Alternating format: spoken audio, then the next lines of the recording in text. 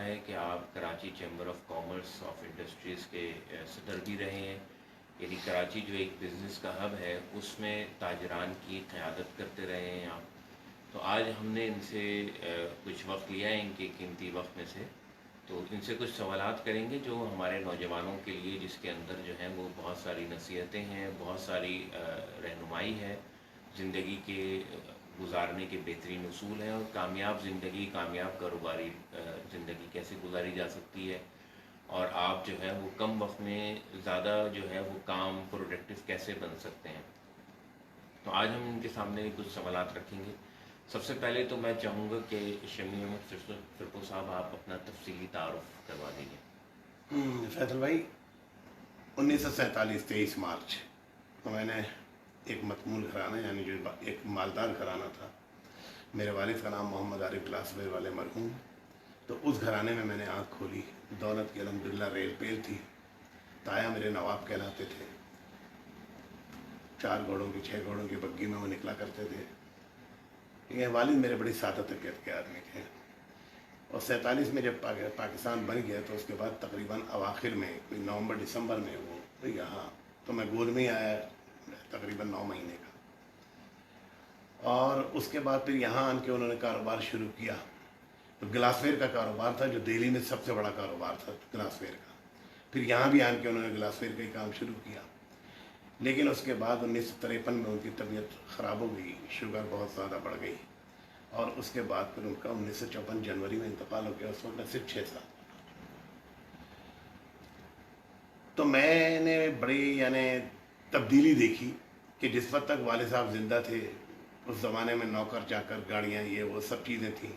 لیکن چونکہ والد کی 2 شادیاں تھیں، پہلی والدہ کا انتقال ہو گیا تھا، تو اس کے بعد انہوں نے میری والدہ سے نکاح کیا تھا. اور پہلے کے ہمارے 7 بھائی ماشاءاللہ اور 2 بہنیں تھیں. تو اس کے بعد وہ سب بالغ تھے، ہم چھوٹے تھے جب والد کا انتقال ہوا. تو وہ ہر وہ چیز آپ کو معلوم ہے کہ اس زمانے کے اندر انکم ٹیکس ایک ہوا ہوا کرتا تھا. تو کوئی بھی چیز لیتے تھے تو اپنی جوان اولاد کے نام پہ لے لیا کرتے تھے، کچھ چیزیں اپنے نام پہ رکھتے تھے انکم ٹیکس کے لیے.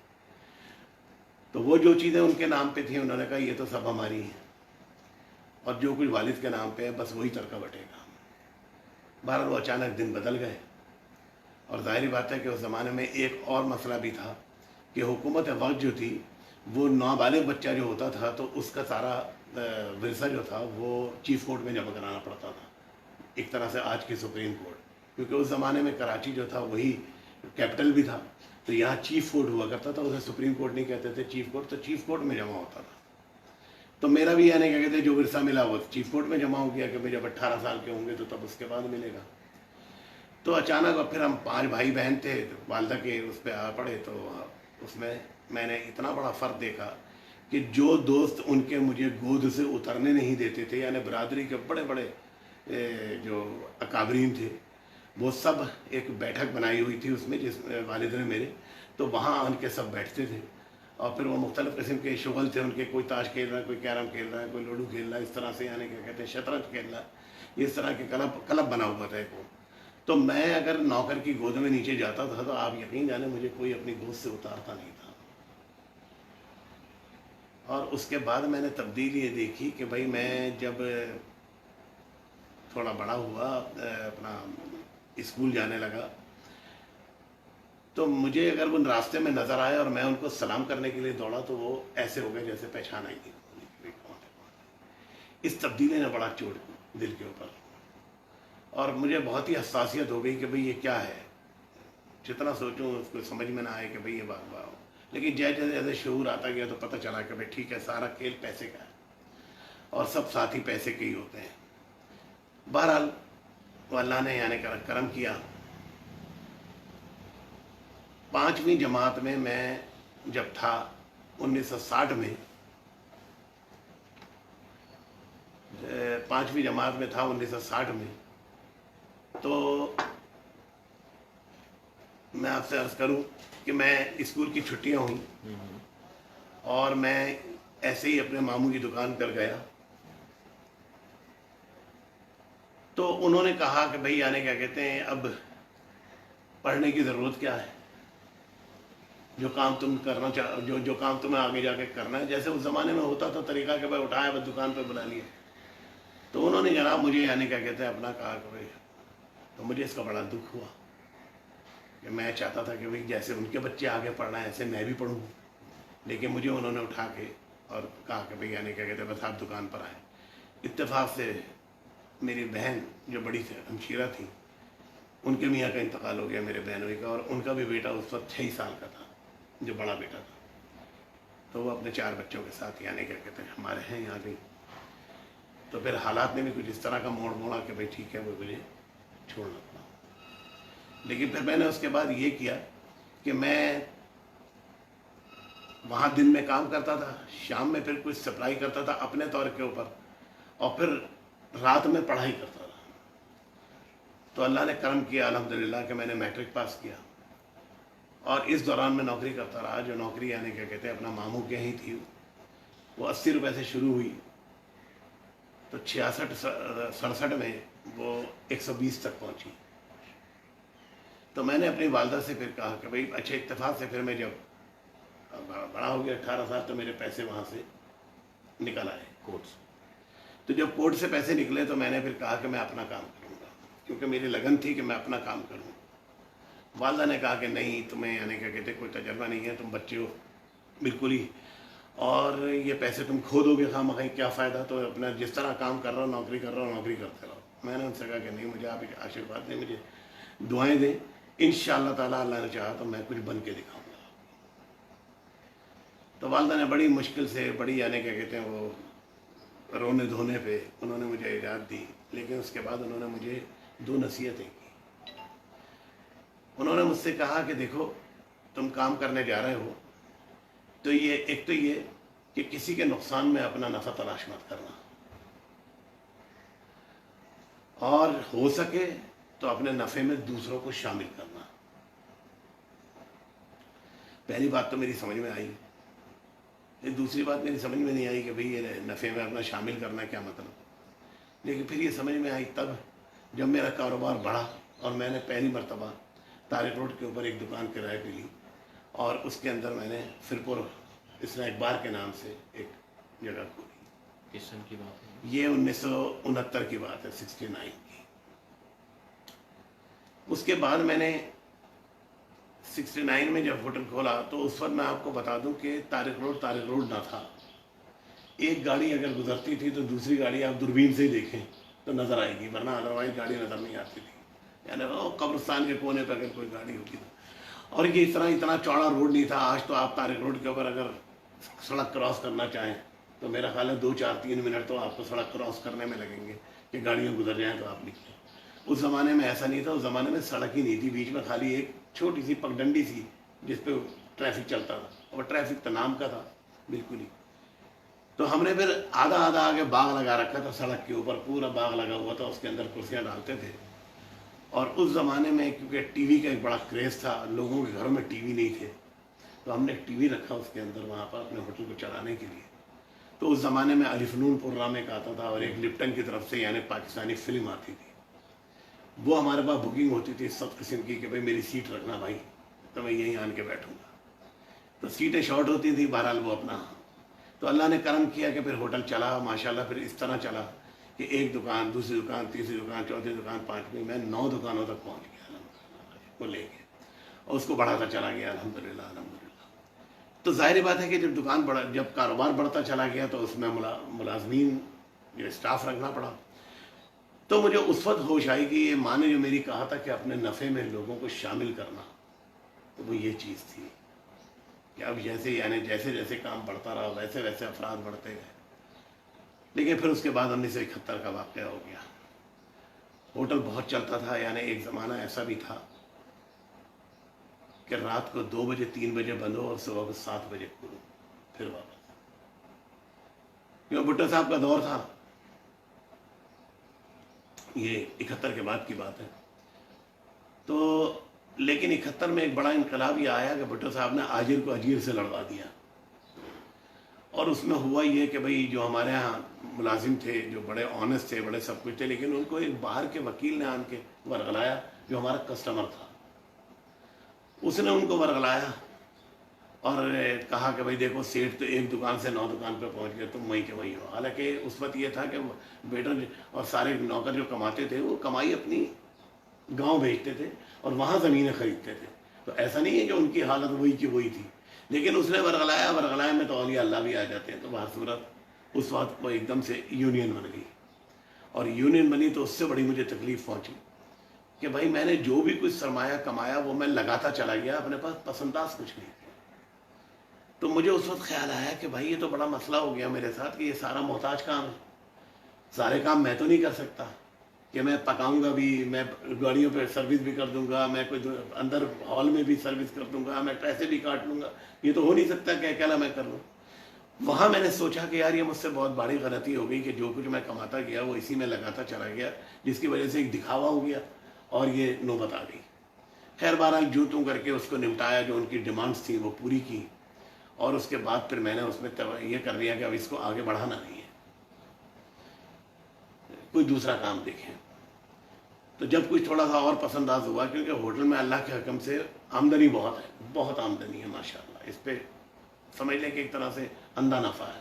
اور اللہ پاک ہاتھ پکڑ لیں جب کہ بھائی ٹیسٹ ہو جائے تو پورے آپ کو معلوم ہے چوک بن جاتے ہیں. آج بھی جو کھانے پینے کی جگہیں چلتی ہیں ان کے پورے چوک بنتے ہیں. تو اللہ نے پھر ہاتھ پکڑا اور پھر یعنی کیا کہتے ہیں اس کے اندر کچھ جان پڑی. تو پھر میں نے امپورٹ ایکسپورٹ کا کام شروع کیا. لکشمی بلڈنگ میں ایک آفس لیا، اور لکشمی بلڈنگ میں ایک آفس لینے کے بعد میں نے میرٹ روڈ کے آئٹموں کو اسٹڈی کیا، اور اس کے بعد پھر میں نے امپورٹ شروع کی. اور امپورٹ میں بھی میں نے الحمدللہ رب العالمین نے اتنی برکت دی، کیونکہ میں نے ہمیشہ ماں کی اس بات کو اپنی گرہ میں باندھ کے رکھا. اور خدا گواہ ہے، میں اپنے رب کی قسم کھا کے کہہ سکتا ہوں کہ مجھے خوشی جب ہوتی تھی جب میرے مال میں مجھ سے زیادہ اس لینے والے کو بچتا تھا. تو میں کبھی بھی میں نے کوئی چیز ہولڈ نہیں کی، کچھ نہیں کیا، نہ میں نے ایسا کام کیا نہ دوائیوں کا، اور نہ ہی میں نے کوئی کھانے پینے کی خوراک کا.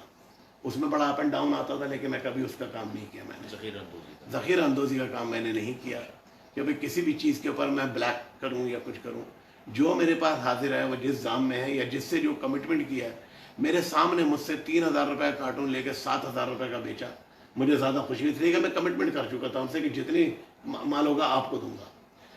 تو شارٹیج کا زمانہ تھا، بہرحال انہوں نے، تو مجھے خوشی ہوئی اس بات کے اوپر. اسی میں اللہ تعالیٰ نے اتنا کیا کہ میں نے صرف اپنے بھورے پر نظر رکھی، دوسرے کے لڈو پہ نظر نہیں رکھی. اللہ تعالیٰ نے اس کے اندر بڑا کرم کیا. یہ صرف ماں کی دعاؤں کا نتیجہ تھا اور نیک نیتی تھی. تو اس میں اللہ نے مجھے برکت دی، اور میں پھر وہاں بھی یعنی آج بھی سارے میرٹ روڈ کے لوگ مجھے جانتے ہیں اور سب ماشاءاللہ یاد کرتے ہیں مجھے. تو میں نے وہاں بھی بڑا عروج حاصل کیا. اور اس کے بعد پھر مجھے بس دماغ کو چڑھی کہ بھائی میں اب انڈسٹری لگاؤں. انڈسٹری لگانا ٹریڈر کے لیے زیادہ مشکل ہوتا ہے، کیونکہ ٹریڈنگ میں آپ نے مال منگایا اور مال بیچ دیا، پیسے آپ کے پاس آ گئے، نفع بھی اس کے اندر شامل ہو گیا. لیکن انڈسٹری لگانا بڑا جوئے شہر لانے کے برابر ہے کہ آپ لگاتے چلے جائیں، اور اس کے بعد پھر کہیں جا کے مال بننا شروع ہوگا، پھر مال جمع ہوگا، پھر دیں گے. تو وہ بڑا فرق ہوتا ہے. جس طرح سے نوکری پیشہ جو ہے وہ دکانداری میں بڑا مشکل پیسہ آتی ہے، کیونکہ دکانداری میں اس کو گاہک کا انتظار کرنا پڑتا ہے. نوکری میں تو آئے نہ آئے بلا سے اپنی آنے کے کہتے ہیں نگی بندی ملے گی. تو وہ وہاں سیٹ ہونا بڑا مشکل ہوتا ہے کہ وہ کوئی کاروبار کرے. اور پھر انڈسٹری میں آنے کے ٹریڈر کا شامل یعنی کامیاب ہونا بڑا مشکل ہوتا ہے. اور اس میں بڑی مشکلات آئیں، بڑا مسئلہ آیا. یعنی اس کے اندر بند بھی ہوئی 2 مرتبہ فیکٹری، بہت پیسہ سرمایہ اس کے اندر پھنس گیا، لگ گیا. لیکن میں نے اللہ پہ توکل کیا. میں انڈیا بھی گیا اسی تحقیق کے اندر کہ بھئی وہاں کیسے چل رہا ہے یہ معاملہ ہمارا، کیونکہ پائنر انڈسٹری تھی یہاں کوئی اور پاکستان میں نہیں تھی. میں نے پہلی انڈسٹری لگائی بلب بنانے کی، اور وہ بلب بنانے کی بھی یعنی ویسے تو فلپس وغیرہ تھے یہاں پر، لیکن وہ الیکٹرک کے بلب بناتے تھے. اور ہم نے آٹو موبائل سے شروع کیا کیونکہ وہ میں امپورٹ کرتا تھا، پھر اسی سے میں نے اس کو. تو میں آپ سے عرض کر رہا ہوں کہ بہت کٹھنائیاں آئیں، بہت مشکلات آئیں، لیکن اللہ رب العالمین سے میں مایوس نہیں ہوا. اور میں ایک چیز اب لوگوں کو کہتا ہوں، کیونکہ اکثر مجھے یونیورسٹی میں بلاتے ہیں نوجوان جو وہاں سے فارغ ہو رہے ہوتے ہیں، فارغ التحصیل ہو رہے ہوتے ہیں. تو بہت ساری یونیورسٹیوں میں گیا ہوں اور میں نے وہاں پر لیکچر دیے ہیں. تو میں اب ان سے ایک ہی بات کہتا ہوں، ٹیپ کا بند. وہ 2 باتیں جو میری ماں نے کہی تھی وہ تو میں کہتا ہی ہوں، لیکن تیسری چیز میں اور شامل کرتا ہوں کہ تو روپیہ جہاں گرے وہیں تلاش کرو. اگر آپ اس کمرے میں گرایا اور اس کمرے میں تلاش کرو گے نہیں ملے گا. تو اسی طرح سے اس کی مثال یوں ہے کہ جو کام آپ نے شروع کیا ہے نا، اس کی آپ ڈیپ کو پہنچو گے. مجھے نقصان کیوں ہو رہا ہے، میں کامیاب کیوں نہیں ہو رہا. بجز اس کے کہ آپ اس سے بدل ہو جاؤ، وہ بند کرو اور اس کے بعد دوسرا کام شروع کرو، تو آپ کا وہ سرمایہ بھی ڈوب گیا، وہ تجربہ جو آپ کو 6-8 مہینے سال میں آیا وہ بھی ختم ہو گیا۔ تو اس چیز سے آپ پرہیز کریں، بلکہ آپ اسی کی ڈیپ میں اترنے کی کوشش کریں کہ جب اس کا چل رہا ہے یا کسی دوسرے ملک میں چل رہا ہے تو مجھ میں کیا خامی ہے کہ کیوں نہیں چل رہا۔ تو میں تحقیق کے لیے اس وقت میں نے انڈیا کا بھی وزٹ کیا، انڈیا میں بھی کچھ دوستوں سے رابطہ کیا اور اس کے بعد ان کی فیکٹریاں دیکھی، اس میں جا کے پتہ کیا، تو بہرحال وہ کافی چیزیں وہاں سے نکلیں۔ پھر میں تھائی لینڈ گیا، تھائی لینڈ میں نے پتہ کیا، پھر میں چائنا اور تائیوان گیا۔ بہرحال سب چیزیں دیکھنے کے بعد میں نے پھر دوبارہ شروع کیا، جو کام میں نے بند کر دیا تھا اسے دوبارہ شروع کیا، اور پھر اللہ رب العالمین نے اس کے اندر برکت ڈالنی شروع کر دی، اور الحمدللہ وہ کام اس طرح چلا کہ پھر میری تقلید میں کچھ اور فیکٹریاں بھی لگی، لیکن وہ نہیں چلا سکے، وہ بند ہو گئی، اور میری فیکٹری الحمدللہ آج بھی چل رہی ہے، اللہ پاک کا شکر ہے۔ اور یہ پائن انڈسٹری ہے، پریمیئر انڈسٹری ہے، ایک ہی انڈسٹری ہے جو یعنی کیا کہتے ہیں آٹوموبائل بناتی ہے، تو یہ اللہ پاک کا کرم ہے، اس کا احسان ہے۔ بہرحال فرپو نام رکھا تھا اپنے کاروبار کا، کہ جب شروع کیا تو فرپو اسنیک بار کے ساتھ، پھر اس کے بعد وہ فرپو ریسٹورنٹ میں تبدیل ہو گیا جب کام بڑھتا چلا گیا۔ لیکن جب میں جمعیت میں 1988 کے اندر کو آپشن میں آیا تو وہاں اس وقت 7 شمیم تھے، ایک شمیم شیخ تھے، ایک شمیم ریپ کام تھے، ایک شمیم لاہور والے تھے، ایک شمیم شمسی تھے، اس طرح سے 7 شمیم، ایک شمیم پین والے تھے۔ تو سب نے کہا کہ بھائی وہ سب کے ساتھ کچھ نہ کچھ لگا ہوا ہے، پھر آپ کے ساتھ کیا لگائیں، تو میرے ساتھ فرپو لگ گیا، شمیم فرپو نام پڑا وہاں پر۔ اب ظاہر بات ہے کہ نہ یہ گوت ہے نہ کچھ ہے، لیکن یہ برانڈ ہے میرا، اب یہ برانڈ بن گیا، یہ میری پہلے پہچان بنی، آئیڈینٹی بنی۔ یعنی میں ایک غرے کے ساتھ یہ بات کہتا ہوں، دعوے کے ساتھ، کہ آج بھی آپ اگر کسی سے شمیم کہیں گے تو وہ 10 مرتبہ پوچھے گا کون شمیم، لیکن اگر خالی فرپو کہہ دیں گے تو دے نوز کہ اونلی ون فرپو، شمیم سو مینی بٹ فرپو اونلی ون۔ تو انشاءاللہ یہ آپ کو کسی بھی کونے میں کھڑے ہو کے بات کریں گے تو اسے پتہ چل جائے گا کہ بھائی کون شمیم، تو وہ میری پہچان بن گئی، اور اب یہ برانڈ بن گیا۔ ہمارے برانڈ یعنی کیا کہتے ہیں 5-6 ہیں، تو اس کے اندر ایک یہ فرپو برانڈ بھی سپیریئر کوالٹی یہ فرپو برانڈ ہے۔ تو الحمدللہ پھر گروپ آف کمپنیز بن گئیں، اور بھی کام ہوئے، اور بھی کام کھولے، اللہ نے سب میں برکت ڈالی، کسی میں ناکامی نہیں دیکھی، اللہ پاک کا بڑا کرم ہے۔ چلتے عروج کے اندر بند کیے، جیسے فرپو ریسٹورنٹ بھی ایک چلتا عروج تھا بالکل ہی، لیکن 96 میں نے اسے اس لیے بند کر دیا کہ حالات بہت خراب ہو گئے تھے اور ڈکیتیاں پڑنے لگی تھیں، ایک دن 3 دفعہ ہونے لگی، کہ خاص طور سے اس زمانے میں جمعے کی چھٹی ہوتی تھی، تو جمعرات کو یعنی کیا کہتے ہیں اپنا بہت رش ہوتا تھا، تو جمعرات کو اور جمعے کو چھٹی والے دن 2-3 دفعہ یعنی کیا کہتے ہیں، اور اب ظاہری بات ہے میری توجہ دوسری طرف ہو گئی تھی، اور وہ ملازمین پہ چھوٹ گیا تھا سارا کام۔ اب وہ جو کہتے تھے مجھے ماننا پڑتا تھا کہ جی وہ ٹھیک ہے، آئے لوٹ کے لے گا، آئے لوٹ کے لے گا، اور ایسا ہو رہا تھا اس وقت، تو ہم انہیں جھٹلا بھی نہیں سکتے تھے۔ تو پھر میں نے کہا کہ یار نہیں، اس میں نام بھی خراب ہوگا، بلا وجہ یعنی کیا کہتے ہیں اب نقصان شروع ہو گیا، تو اس کو بند کر دوں۔ تو پھر میں نے وہ بڑے عروج کے ٹائم میں، جیسے آج تک لوگ مجھ سے پوچھتے ہیں کہ یار لوگ تو ریسٹورنٹ کی لائن میں آ رہے ہیں، آپ نے اتنے عروج میں کیوں بند کیا؟ تو میں اس سے کہتا تھا یار میں ہر کام پہ توجہ نہیں دے سکتا، کیونکہ انڈسٹری لگ گئی تھی، اور انڈسٹری اللہ نے چلا دی تھی، تو پھر جو اگلی نسل تھی وہ اس کام میں آنے کے لیے تیار نہیں تھی، وہ پھر آدمیوں پہ چھوڑنا صحیح نہیں تھا۔ تو وہ اگلی نسل جو ہے وہ کہتی تھی کہ نہیں یہ کام اچھا ہے، جس کے چھٹی کے دن چھٹی اور آرام کے وقت آرام ہے، کیونکہ ہوٹل میں ایک کام یہ ہے وہ بڑا ہارڈ ورک ہے، ایک تو چھٹی کے دن چھٹی نہیں ہے، جب سارے کزنز جا رہے ہیں تفریح پہ تو وہ محسوس رہے ہیں کہ بھائی نہیں ہم تو نہیں جا سکتے، ہمارا تو کام کا دن ہے، آج چھٹی کا دن ہے تو کام کا دن ہے، تو لوگوں کی چھٹی ہوتی تھی اور ہمارا کام کا دن ہوتا تھا، تو ہم نے تو چلو جیسے تیسے گزار لیا تھا، لیکن وہ اگلی نسل جو ہے میری وہ آنے کے لیے تیار نہیں تھی اس کے اندر، تو پھر مجبوراً مجھے وہ چیز بند کرنی پڑی، اور اس کے بعد پھر دوسرے کاموں پہ ہی توجہ دینی پڑی۔ یہ اللہ پاک کا کرم ہے، اللہ کا احسان ہے کہ اللہ نے 3 بیٹے دیے ہیں ماشاءاللہ۔ میرے بھانجے وغیرہ جو ہیں وہ بھی کیونکہ بہن کا انتقال ہو گیا تو میرے ساتھی بڑے بڑے وہ میرے ساتھ ہی رہے، اللہ نے وسیلہ بنایا، آج الحمدللہ سب ماشاءاللہ تناور درخت ہیں، اپنے اپنے کاموں پر ہیں، تو ان کی شادیاں بھی کی، ان کو پڑھایا بھی، ان کے گھر بھی بنائے، سارے وہ چیز کر کے ان کو فارغ کیا، اس کے بعد پھر اپنی اولاد کی طرف توجہ دی، تو وہ بھی میرے بچے ہیں الحمدللہ، اللہ پاک ان کو سب کو شاد و آباد رکھے۔ اور اب ان بچوں کا ہے سلسلہ، تو ماشاءاللہ یہ بھی اللہ نے، میں کہتا ہوں سب سے بڑی دولت جو ہے وہ نیک اولاد ہے، اور اللہ رب العالمین کا یہ بڑا کرم ہے کہ بیوی بھی نیک ملی اور اولاد بھی نیک ہوئی۔ تو یہ شاید اس کا کرم ہے کہ بھئی کسی کے ساتھ برا نہیں کیا، کسی کا حق نہیں کھایا، کسی کا کچھ نہیں، بلکہ حقداروں کو حق ادا کیا۔ آج بھی میں اللہ سے دعا یہی کرتا ہوں کہ اللہ حقداروں کا حق ادا کرنے کی توفیق عطا فرما، اور آپس میں میل و محبت عطا فرما، کسی بھی کے ساتھ بھی زیادتی نہ ہو، یعنی کہ اگر کسی کا حق نہ مارے تو تکبر نہ دے اللہ میاں۔ تو یہ ساری چیزیں ہیں، تو اللہ پاک گاڑی چلا رہا ہے الحمدللہ۔ ماں کا میری انتقال ہو گیا سن 2000 میں، 2000 سے پہلے انہوں نے بہت بہاریں دیکھی، لیکن ان کے بعد بھی سلسلہ چلتا رہا۔ مجھے اس بات کا دکھ ہے کہ آج کی بہاریں وہ وہاں سے ضرور، یعنی کیا کہتے ہیں، ان کو پہنچ رہا ہوگا اور دیکھ رہی ہوں گی، لیکن یعنی اگر میں نے زندگی میں سب سے زیادہ محبت کی ہے، سب سے زیادہ چاہا تو اپنی ماں کو چاہا، اور ماں کی بھی یہ حالت تھی کہ میں ان کی سب سے چھوٹی اولاد تھا، تو جس وقت میں گھر سے نکلتا تھا تو اس وقت وہ پڑھنا شروع کرتے تھے، اور جس وقت میں گھر میں داخل ہوتا تھا میرا چہرہ دیکھ کے ان کو لگتا تھا کہ جیسے بہت سکون آ گیا چہرے پر، کہ الحمدللہ گھر آ گیا۔ تو یہ اللہ پاک کا کرم تھا، ان کی دعائیں تھیں، ان کی محبت تھی، اور یہ سب کچھ، اور حقداروں کا حق میرے ساتھ تھا، تو وہ سب ہوا، تو اللہ نے آج اس مقام تک پہنچایا۔ میں اس رب کا بڑا شکر گزار ہوں۔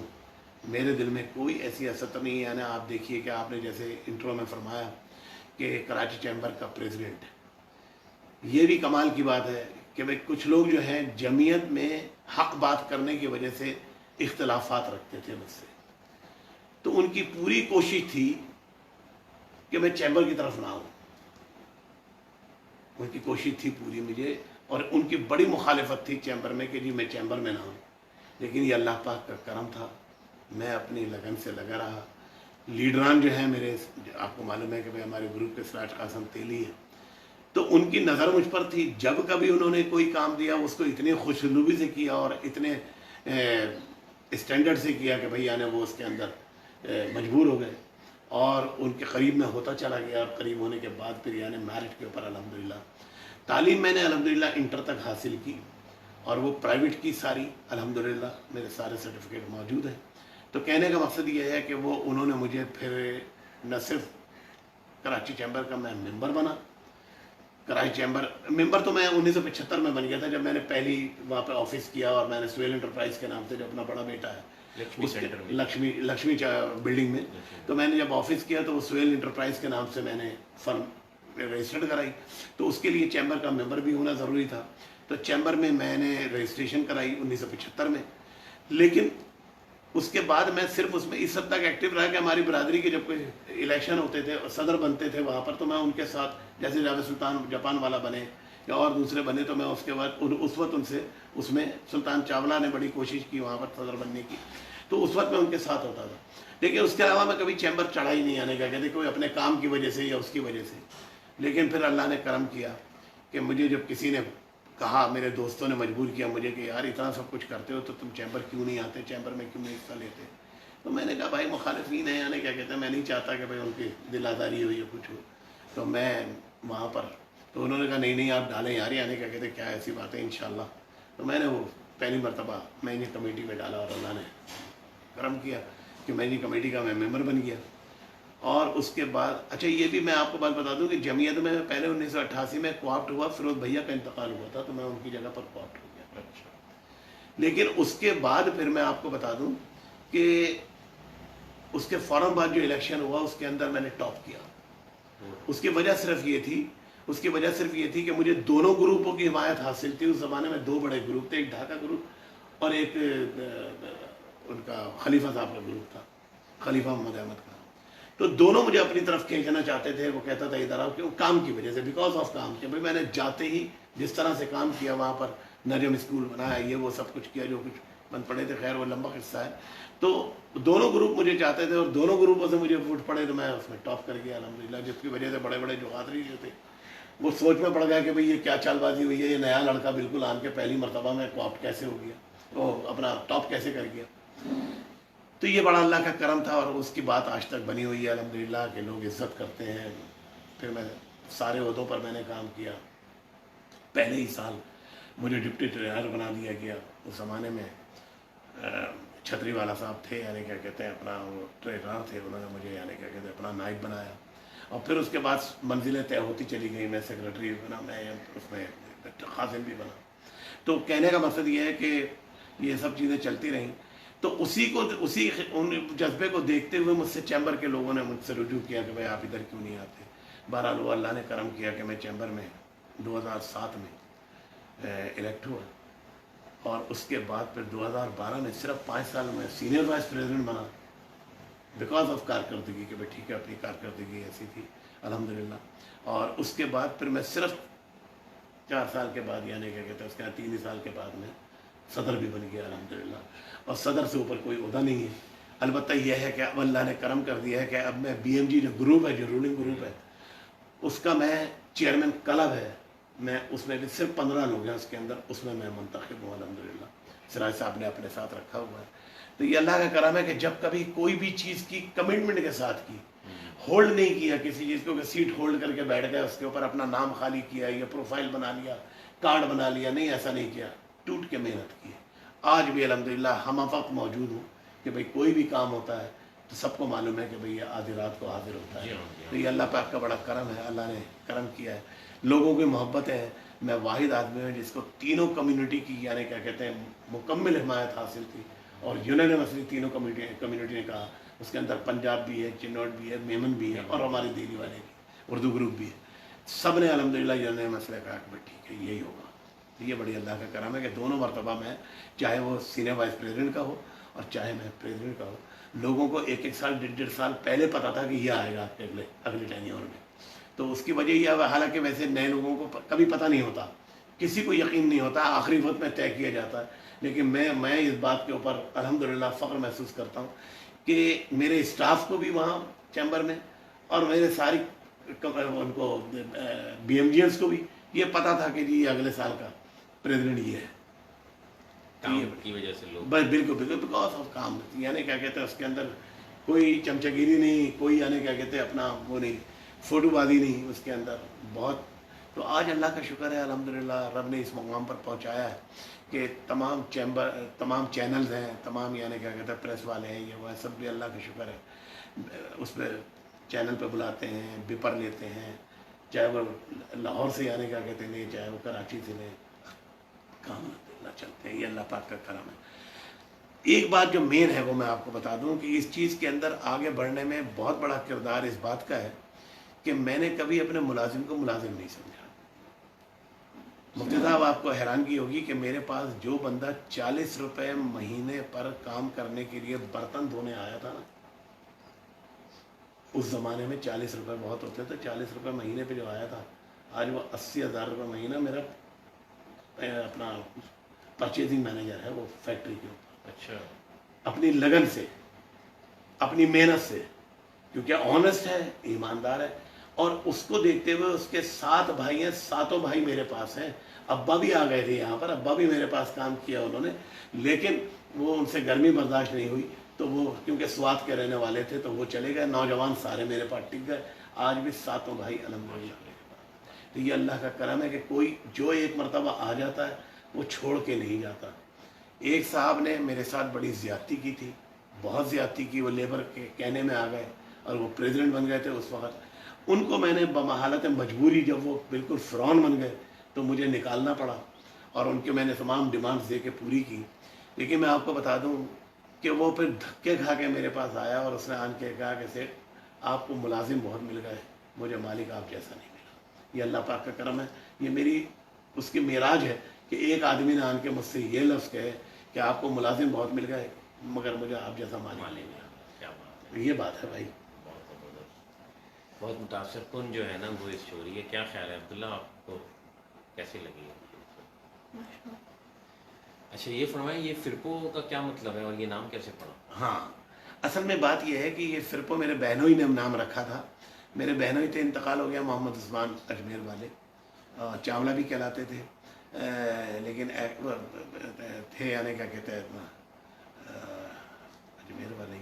تو وہ ان کا کیونکہ کلکتے میں رہنا ہوا, اور کلکتے میں سب سے بڑی بیکری اور سے بڑا, جس طرح یہاں شیزان تھا نا کہ بیکرز بھی اور ریسٹورنٹ بھی اور بہت مشہور تھا, ایسے ہی کلکتے میں آج بھی فرقو موجود ہے.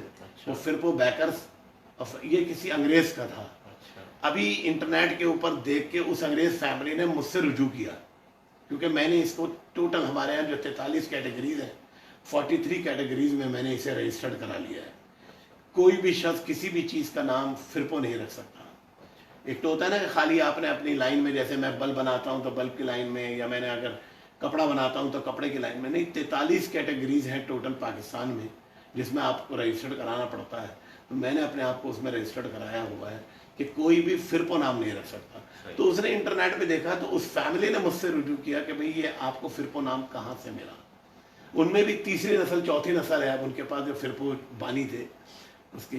तो वो उनसे कुछ थोड़ा सा रब्ता हुआ तो बहरहाल उन्होंने जब सुना तो बहुत खुश हुए कि भाई ये ठीक है, ये आपने फिरपो।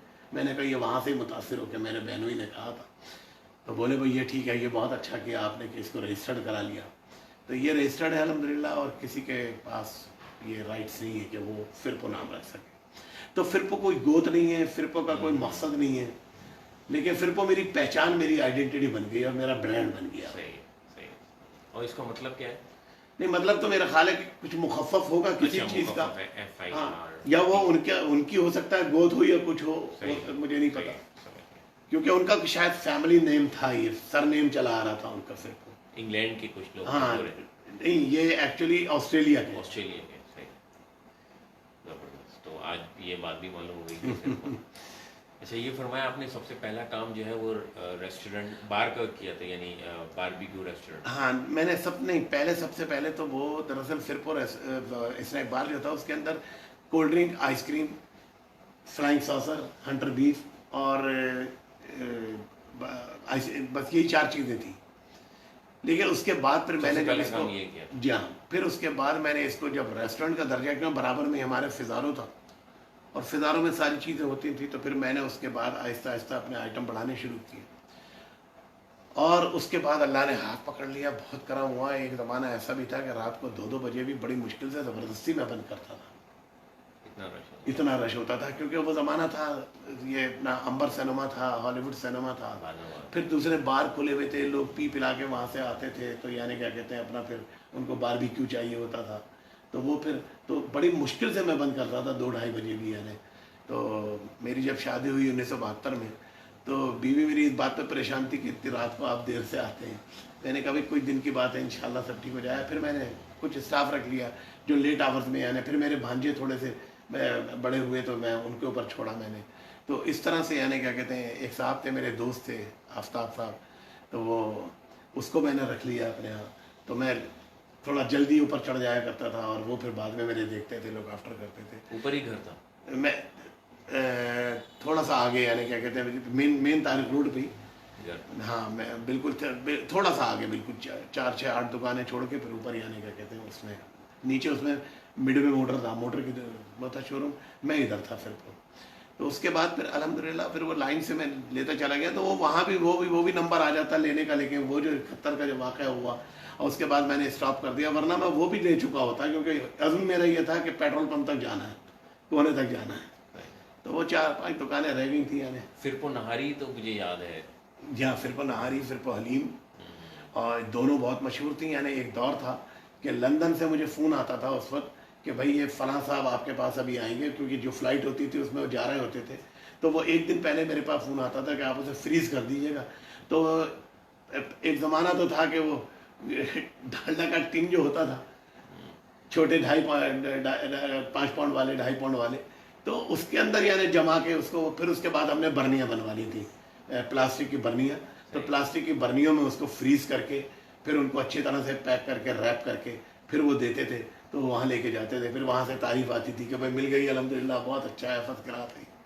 तो ये अल्लाह पाक का बड़ा करम है।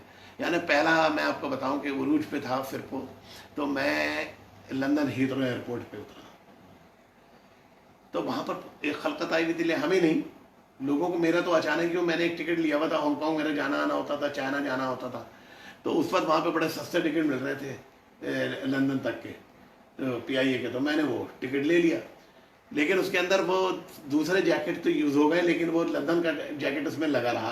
अब तो खैर नहीं कर सकते आप, अब तो कंप्यूटराइज है सारा। उस ज़माने में आप वो ऊपर के उतार के रख लेते थे, बाद में वो लगा के आप यानी उसमें वो सफ़र कर लेते थे उसको। तो लंदन जाना और लंदन आना भी उसमें शामिल था, कराची।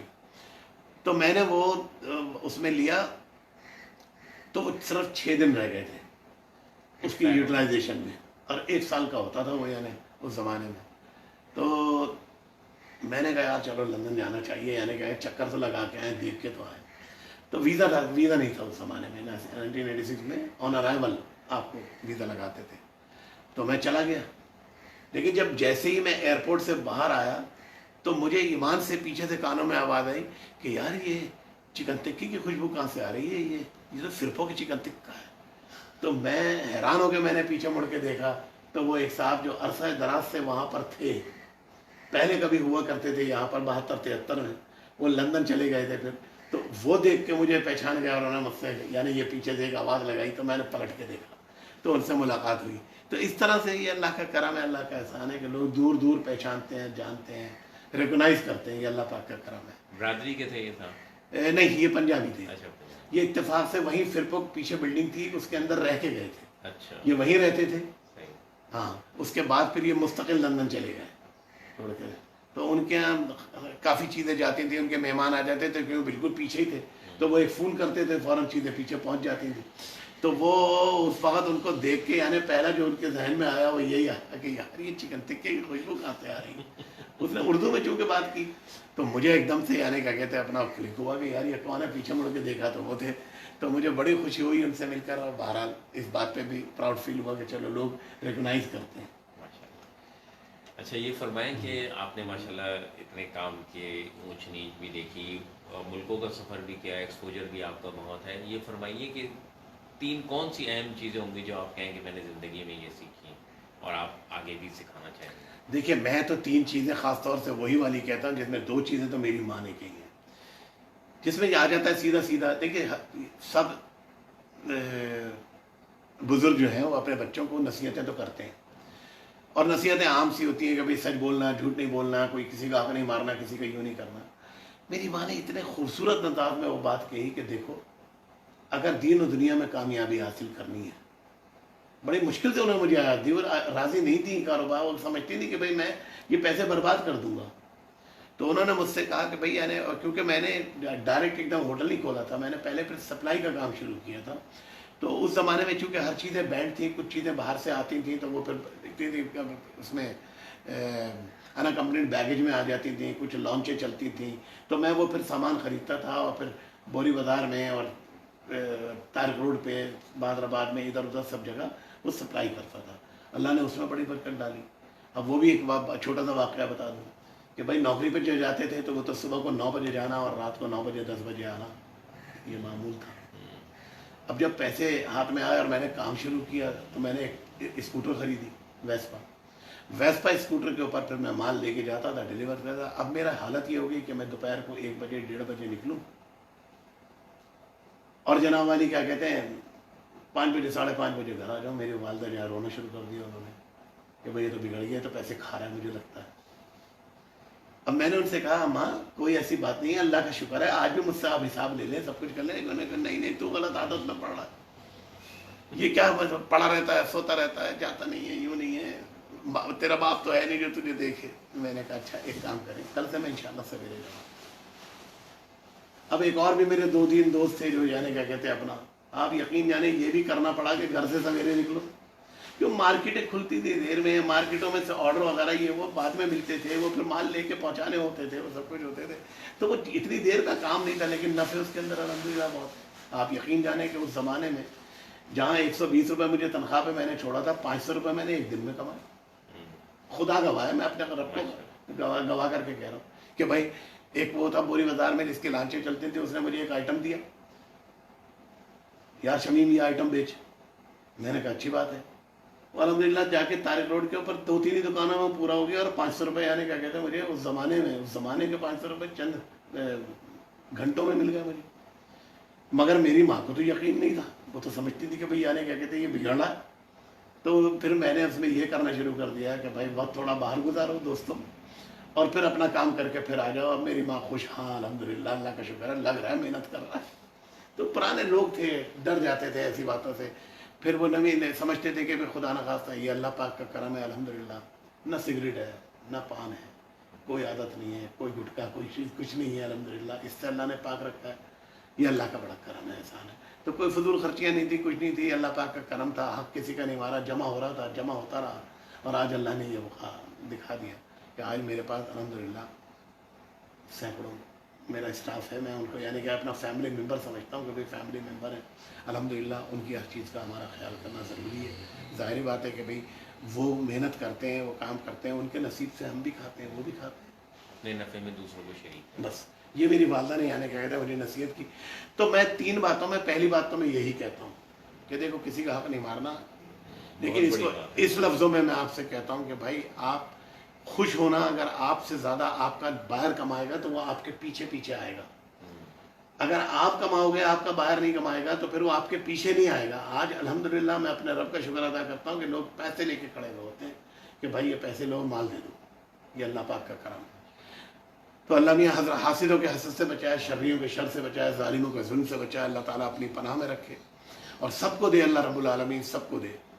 तो कहने का मकसद ये है कि भाई यानी ये पहली चीज़ तो यही है कि किसी के नुकसान में अपना नफ़ा तलाश मत करो, और दूसरी चीज़ ये है कि भाई जहाँ रुपया गिरा है वहीं तलाश करो, मेहनत मायूसी नहीं करो, क्योंकि मायूसी होगी, आपकी उम्र एक लिमिटेड है, भले चाहे आप 90 साल लिखवा के आए हो, लेकिन 90 साल में से 6 महीने अगर आपने उस काम की रिसर्च में लगाए और आप बददिल हो गए और उसे छोड़ दिया, तो ये पत्थर अपनी जगह भारी है, लुढ़केगा तो लुढ़कता चला जाएगा, ये फिर आप कहीं ठहर नहीं सकोगे हर कुछ दिन के बाद, क्योंकि हर्डल्स तो हर काम में आएंगे, हर काम में आएंगे। जो भी नया काम आप करोगे, जितना भी काम करोगे, जो भी नया काम करोगे उसमें हर्डल्स आएंगी, लेकिन आप उसकी डीप को उतरो कि भाई इसमें मुझे नुकसान हो रहा है तो क्यों हो रहा है, सामने वाले को कमाई कैसे हो रही है, तो आप उसकी डीप में उतरोगे तो समंदर से मोती निकाल के ले आओगे। बहुत बड़ी बात है, बड़ी बड़ी मैनेजमेंट फर्म रिसर्च की बात करती है। तो ये चीज़ें हैं। मैं तो आज भी लोगों को ये कि हौसला मत हारना, हौसला आपको अल्लाह रब्बुल आलमीन देंगे, लेकिन उसके अंदर आपकी नियत शामिल होनी चाहिए।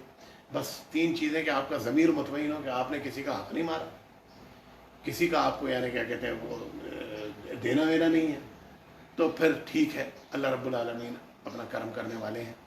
तो इंशाअल्लाह वल अज़ीज़ इसके अंदर बरकत ही बरकत है, नाकामी नहीं है इंशाअल्लाह वल अज़ीज़। अगर आपको अल्लाह पे तवक्कल है कि आप हकदारों का हक अदा करें, जहाँ रुपया गिरा है वहीं तलाश करें, उसी काम में लगे रहें, उसी में जुतन में लगे रहें कि इसको मैंने करना है, तो इंशाअल्लाह ताला आप यकीनन कामयाब होंगे।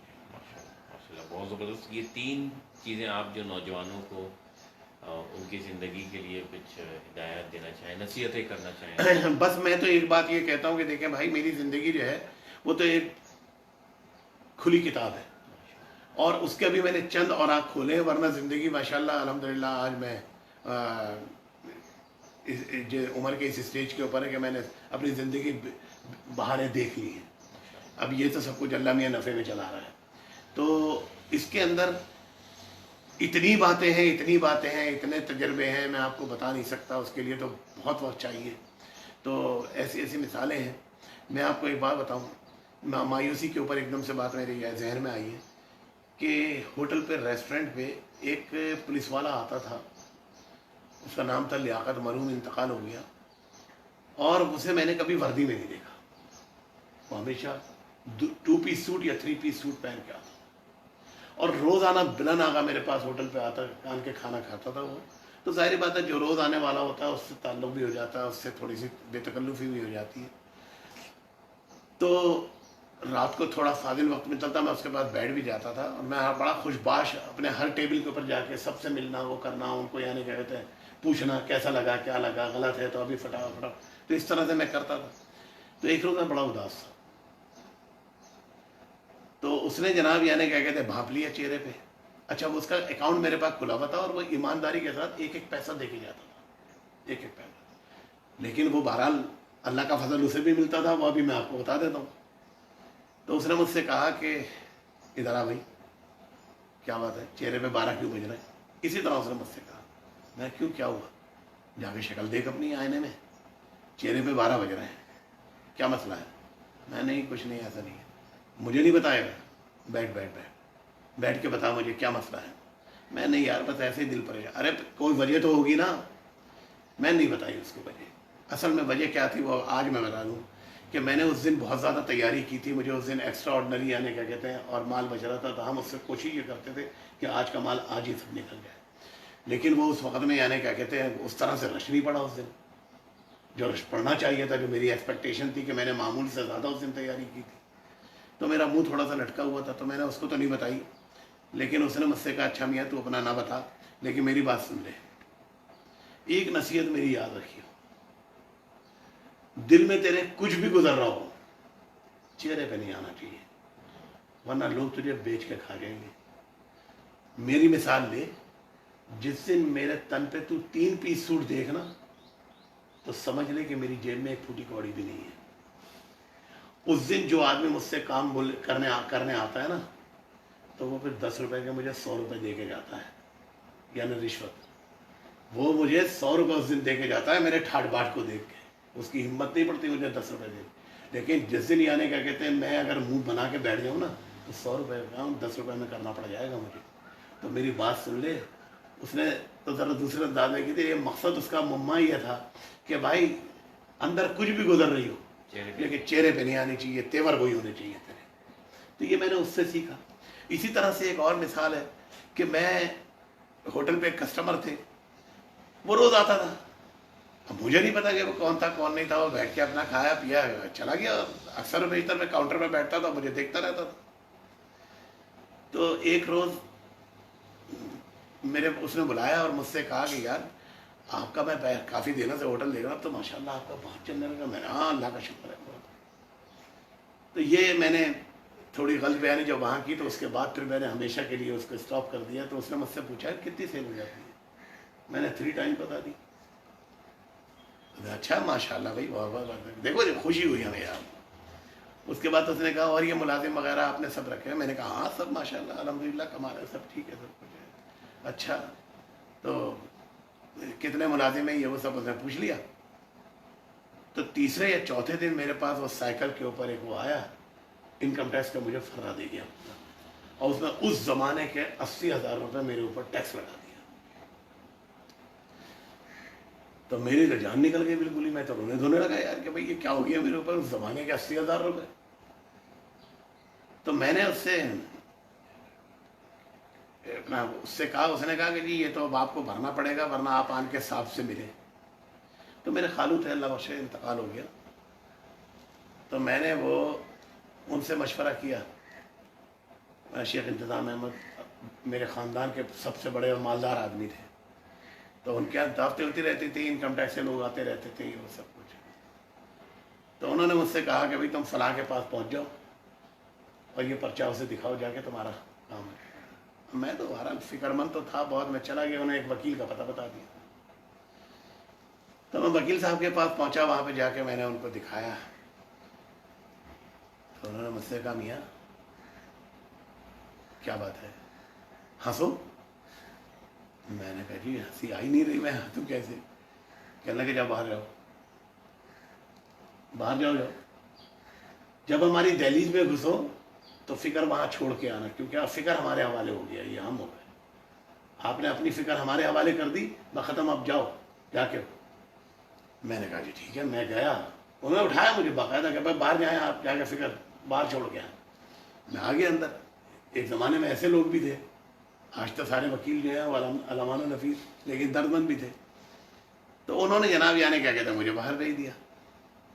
میں باہر سے واپس ہو کے آیا تو میں تھوڑا سا کہنے لگا بس اب ٹھیک ہے, لیکن بیٹا میری ایک نصیحت یاد رکھنا, بہترین آ گئے ہو نا ہمارے پاس تو بہترین کی امید رکھو اور بدترین کے لیے تیار رہو. لے میری جان نکل گئی. میں نے لے بھائی تو آسمان سے گرے کھجور اٹھ گئی, یہ کیا کہہ رہے ہیں. لیکن خدا گواہ ہے وہ لفظ ایسے کارگر ہوئے. اچھا پھر وہ اس کے بعد مجھے لے گئے ٹریبونل میں, انہوں نے یعنی کیا کہتے ہیں اپیل کی. ٹریبونل میں جناب یعنی کیا کہتے ہیں اپنا انہوں نے فائل کی. وہی 80,000 کو صرف 10% 8,000 روپے ہو گئے, اور 8,000 روپے کو بھی انہوں نے 500 روپے مہینہ کرا دیا کہ 500 روپے مہینہ بھرے گا. وہ کہتے تھے جا کر سے یہ بچہ ہے, یہ دیکھو خود ہی پچھی لے کے جاتا ہے, جا کے بازار سے سودا لے آتا ہے, سودا لا کے بیچ دیتا ہے, اب یہ کہاں سے اتنے پیسے بھرے گا. یہ انداز تھا ان کا. بہرحال الحمدللہ وہ بھی کام ہوا. تو یہ چیزیں ہیں چھوٹی چھوٹی جو مختلف جگہوں سے ملتی ہیں. ایک اور چیز ہے, میں یہ کہتا ہوں کہ دیکھو یار, جب تک کسی چیز خالی آنکھ کا دیکھا بھی صحیح نہیں ہوتا, بعض اوقات آنکھ کا دیکھا ہوا بھی, کان کا سنا ہوا بھی صحیح نہیں ہوتا, جب تک کہ تحقیق نہ کرنا. مثال کے طور پہ کسی آدمی کو آپ مسجد سے نکلتے ہوئے دیکھو تو سمجھ لو کہ یہ نمازی ہے. نہیں بھائی, ہو سکتا ہے وہ پانی پینے گیا ہو سکتا ہے پاؤں دھونے گیا ہو سکتا ہے وہ سونے گیا ہو اندر. اسی طرح سے آپ کسی شراب خانے سے نکلتے ہوئے کسی کو دیکھو تو اسے آپ شرابی سمجھ لو. نہیں بھائی, ہو سکتا ہے وہ کھلا لینے گیا ہو کہ 5,000 کا نوٹ تو یار یہیں پہ کھلا ملے گا اور تو کہیں نہیں ملے گا مجھے. ہو سکتا ہے کسی کو دیکھنے گیا ہو کہ بھائی کوئی ملنے والا وہاں پر ہو سکتا ہے وہ اس کو دیکھنے گیا ہو. تو کہنے کا مقصد یہ ہے کہ آنکھوں دیکھی چیز بھی دھوکہ دے دیتی ہے آدمی کو.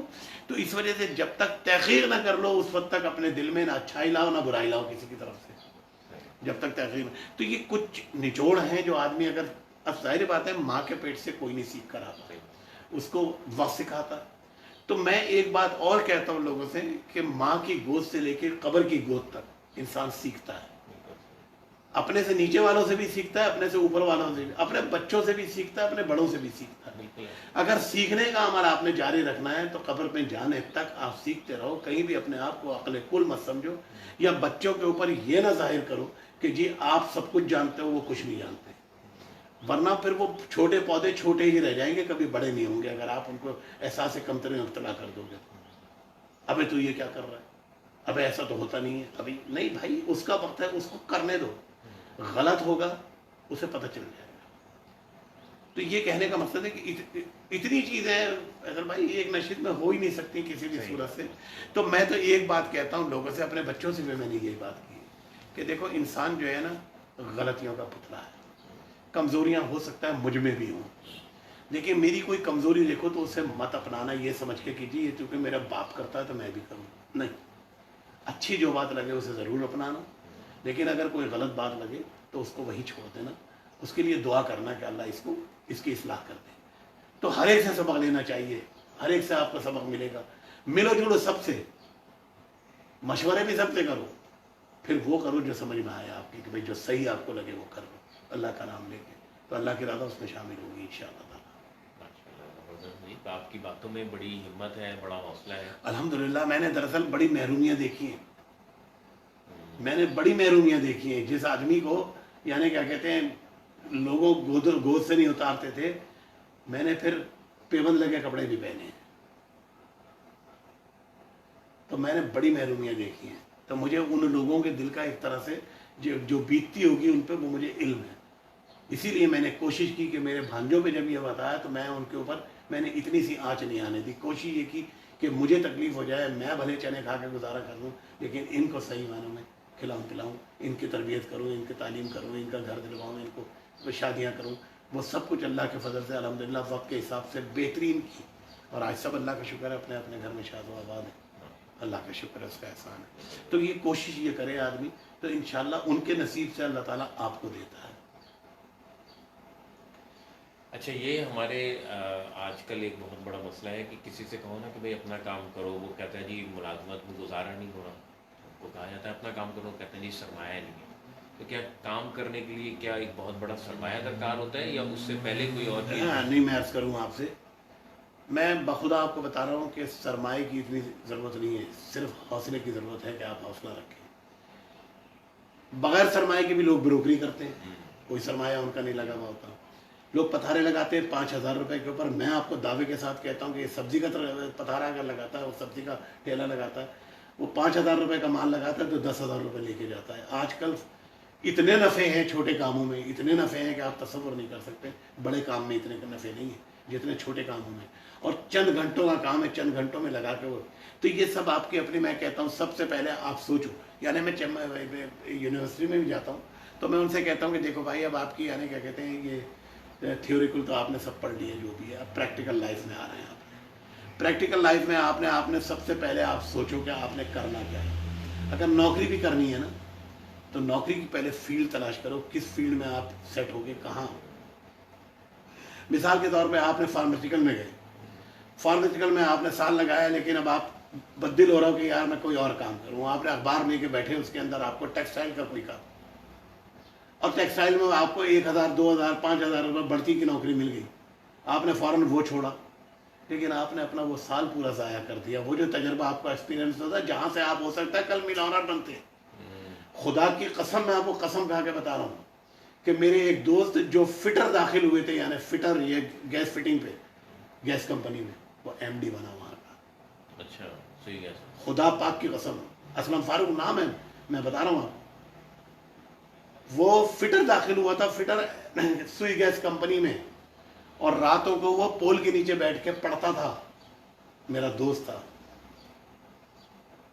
وہ پول کے نیچے بیٹھ کے پڑھتا تھا. اس کے بعد پھر وہ کہاں پہنچا, وہ MD بنا. یہ جو بلڈنگ بنی ہے نا یہ سوئی سادن گیس کی, یہ اسی کی مرہون منت ہے, اس نے بنوائی. ہیڈ آفس جو ہے جی, اچھا یہ ہیڈ آفس جو بنا ہے یہ اسی کی مرہون ہے, اس کے ٹینیور میں بنا ہے, اس نے بنوایا یہ. ورنہ ان کا ہیڈ آفس جو تھا وہ اسٹیٹ لائف بلڈنگ میں تھا. کسی کو بتائیے تو اسٹیٹ لائف بلڈنگ میں, یعنی کیا کہتے ہیں 5 فلور تھے, اس کے اندر تھا ان کا ہیڈ آفس. یہ یہاں بلڈنگ اس نے بنوائی, اس نے شفٹ کیا یہاں پر ہیڈ آفس. یہ کرا. تو میرا کہنے کا مقصد ہے کہ آپ ایک جگہ رہیں گے تو آپ کے سامنے ایسی نظیریں بے شمار موجود ہیں کہ ایک کاریگر بن کے, یعنی کیا کہتے ہیں حلوائی کا کاریگر بن کے, اور اس کے بعد پھر اس کی اتنی مشہور دکان ہوئی, خود اس نے اپنی مٹھائی کی دکان کھولی اور اللہ نے اس کو 4 چاند لگا دی. یہ سب ذریعہ بنتے ہیں. تو میں ایک بات کہتا ہوں کہ جب بھی کوئی کام کرو پہلے فیلڈ کے اوپر اپنے آپ کو کرو کہ کون سی فیلڈ آپ نے اختیار کرنی ہے, پھر اس کے بعد. ہاں میں آپ کو ایسے بتا رہا ہوں, ہماری برادری کے لوگ ہیں جنہوں نے دوائی والوں کے یہاں کام کیا, آج ان کی اپنی دوائی کی بہت بڑی بڑی فرمیں, نوکر تھے وہ وہاں پر, لیکن آج ماشاءاللہ بہت بڑی بڑی فرمیں ان کی, نامی گرامی فرمیں. تو اللہ نے ان کی محنت کا صلہ ان کو دیا ہے, ان کی لگن کا صلہ اللہ نے دیا ہے.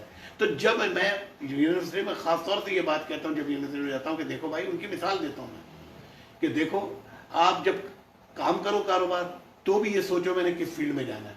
اس کے بعد پھر میری مثال کو سامنے رکھو کہ مجھے آسانی سے کامیابی نہیں ملی, مجھے اس کے لیے سفر بھی کرنے پڑے, جانا بھی پڑا, اس کی ڈیپ میں اترنا پڑا, بہت نقصان کیے, بہت نقصان کیے, بعض اوقات بدلی بھی شائی, لیکن پھر اس کے بعد اپنے آپ کو الحمدللہ اس کے اوپر حاوی کیا کہ نہیں, یعنی کیا کہتے ہیں یار ابھی بھی کوئی کمی ہے, اور پھر اللہ نے کامیابی دے دی. تو اسی طرح سے میں نے نوکری پیشہ کے لیے بھی کہا کہ بھئی دیکھو اگر وہ اپنی لگن سے وہاں لگا رہے تو اس کا تجربہ بڑھتا چلا جاتا. ایک کمپاؤنڈر جو صرف اندر پڑیاں بناتا ہے بیٹھ کے, ڈاکٹر کے لکھے کو وہی سمجھتا ہے, کوئی اور نہیں سمجھتا. ڈاکٹر ہمیشہ لکھتا ہے اس طرح سے کہ آپ تو کبھی سمجھ بھی نہیں آئے گا آپ کے, وہ سمجھتا ہے. لیکن پھر بہت سارے علاقوں میں آپ دیکھیں گے ایسے کمپاؤنڈر ڈاکٹر بن کے بیٹھ گئے, کیونکہ ان کا تجربہ اس ڈاکٹر سے زیادہ ہو گیا, وہ تجربے کی بنیاد پہ ڈاکٹر بن کے بیٹھ گئے اور ماشاءاللہ مالدار ہو گئے. تو کہنے کا مقصد میرا یہ ہے کہ جو بھی کام کرو وہ پوری لگن اور محنت کے ساتھ کام کرو, اسی میں اپنا رزق تلاش کرو. یہ نہیں کہ روزانہ پنا پلٹنا شروع کر دو کہ آج 1000 ادھر بڑھتی ملے تو ادھر چلے گئے, آج 1000 ادھر بڑھتی ملے, کیونکہ پتھر پھر لڑکتا ہے تو لڑکتا ہی چلا جاتا ہے, وہ پھر ہمیشہ اسی کام میں پڑا رہتا ہے, کبھی بھی ترقی نہیں کر پاتا. ایسے ہی ایسے ہی. اچھا جی, بہت اچھا رہا, اور مجھے یہی لگتا ہے کہ ایک نشست جو ہے آپ کے ساتھ جو ہے نا ناکافی ہے. انشاءاللہ پھر کسی اور موقع پہ آپ کو, اور انشاءاللہ اگر بھی اللہ خیر کرے کہ وقت ملا اور کوئی نشست ہوئی تو انشاءاللہ اس سے مختلف چیزیں آپ کو میں بتاؤں گا جو کہ میرے مشاہدے میں ہیں. ضرور ضرور, میرے مشاہدے میں ہیں ساری چیزیں. ہماری برادری کے اور خصوصاً برادری کے اور غیر برادری کے سب کے بچوں کو, نوجوانوں کو ضرورت ہے آپ جیسے لوگوں کی نصیحتوں کی, رول ماڈلز کی, تجربوں کی, اسٹوریز کی. باہر ملکوں میں تو لوگ اپنی آٹو بایوگرافیز لکھتے ہیں. ایک بات میں اور آپ کو بتا دوں, وہ بھی بہت مثال کے طور پہ, جب آپ اقتدار میں آ جاتے ہیں تو اللہ رب العالمین آپ کو ایک موقع دیتے ہیں, اور 2 راہیں ہوتی ہیں, یا تو ان لوگوں سے بدلہ لینے میں لگ جائیں جو آپ کے مخالفین تھے یا جنہوں نے آپ کے ساتھ برا کیا تھا, یا انہی کے لیے اور اچھا کریں تو وہ آپ کے گرویدہ ہو جائیں گے. میں نے الحمدللہ یہی اپنایا کہ جب مجھے اقتدار ملا, خدا گواہ ہے لوگ یہ سمجھتے تھے کہ اس کے دور میں ہم شاید اب سیڑھیاں نہیں چڑھ سکیں گے, یہ جھڑک کے ہمیں نکال دے گا, کچھ کر دے گا, لیکن میں نے ان کی اس سے زیادہ عزت کی جو پہلے میں کرتا تھا. تو اللہ رب العالمین نے یہ کامیابی ایسے نہیں دی. جو لوگ میرے مخالف تھے میں نے ان کی عزت زیادہ کی, اور خدا معافی مانگی کہ یار ہمارا وہ طرز عمل غلط تھا, آپ کے ہمارا بڑے مشکور ہیں, آپ بڑے دل کے مالک ہیں. تو میں ایک بات یہ کہتا ہوں کہ بھائی معاف کرنا سیکھو, ہمارا مذہب بھی معاف کرنا سیکھو, درگزر کرنا سیکھو. دنیا رائی کا پہاڑ بناتی ہے, آپ پہاڑ کو رائی بنانا سیکھو, سارے معاملات صحیح ہو جائیں گے. آپ پہاڑ کو رائی بنانا سیکھو, ساری دنیا آپ کی ہو جائے گی انشاءاللہ. قرآن کی بھی یہی تعلیم بس ہے. میں تو کہتا ہوں یہ چیزیں ہیں ایسی کہ ان کو اگر ہم اپنا لیں. دیکھیے آج باہر کی قومیں جو ہم سے آگے ہیں انہوں نے ہماری اچھائیاں اپنا لی ہیں, ہم نے ان کی خرابیاں اپنا لی, ہم نے ان کی کمزوریاں اپنا لی. آج وہ ساری خرافات ہم میں ہیں موجود جو ان کے یہاں ہونی چاہیے تھی, لیکن انہوں نے ہماری اچھائیاں اپنا کر غالباً نے ریسرچ کیا. اور خاص طور سے میں تو سمجھتا ہوں کہ ہم تو نام کے مسلمان کے لیے مسلمان کے گھر پیدا ہوئے تو مسلمان ہو گئے, لیکن انہوں نے تو باقاعدہ ریسرچ کیا اور ریسرچ کر کے پھر یعنی آگے بڑھتے ہیں. جی بہت شکریہ. شمیع احمد فرقو صاحب فیس بک پہ ہی موجود ہیں, ان کا فالو کا بٹن آپ دبائیے, ان کو فالو کیجیے, ان سے کوئی بات ہو تو پوچھیں, اس سے متعلق کوئی سوالات ہو تو آپ کر سکتے ہیں, اور اپنے سوالات یہاں لکھیے. ہم اگلی نشست میں شمیع احمد فرقو صاحب سے وہی سوالات کو لے کے بات کو آگے بڑھائیں گے. بہت بہت شکریہ شمیع احمد فرقو صاحب, آپ نے روزے میں اتنی محنت کی, اتنا ٹائم نکالا, گلا بھی آپ کا خشک ہو رہا ہے, اللہ تعالیٰ آپ کو جزائے خیر دے بہت, اور آپ کے لیے صدقہ جاریہ بنائے یہ باتیں, یہ کہتے ہیں ہم ہمیشہ کے لیے جو ہے نا یہ آئندہ کی نسلوں کے لیے اللہ تعالیٰ کام آئیں گے. ہم سب کو آپس میں میل و محبت عطا فرمائے. اللہ تعالیٰ ہم سب کو ایک دوسرے کا دائی, ایک دوسرے کا مددگار بنائے, اور اللہ میاں ظاہر اور باطن ایک کر دے ہمارا.